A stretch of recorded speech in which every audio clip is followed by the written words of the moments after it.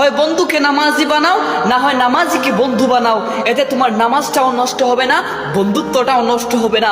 হযরত আলী রাদিয়াল্লাহু তাআলা আনহু বলেন, দীর্ঘদিন বন্ধুত্ব টিকিয়ে রাখার জন্য তোমাদেরকে দুটি কাজের উপর আমল করতে হবে। একটি হলো, যখন তোমার বন্ধু রাগ করে তোমার উপর কথা বলবে, তখন এই কথাগুলো মনে নেওয়া যাবে না। আর দ্বিতীয়টি হলো, কখনো বন্ধুর সাথে রাগ করা যাবে না, বন্ধুর সাথে রাগ করে কথা বলা যাবে না। তাহলেই বন্ধু। বাবা, তোমার উপর আমার কোনো অভিযোগ নাই। তোমার কাছে চাইছি আর পাই নাই, এমন কোনো দিন আমার এই জীবনে আসে নাই। অভিযোগ তো আমার নিজের উপরেই, কারণ আমি তোমার সন্তান হয়েও তোমার কষ্টের প্রতিদান এখনো দিতে পারি নাই।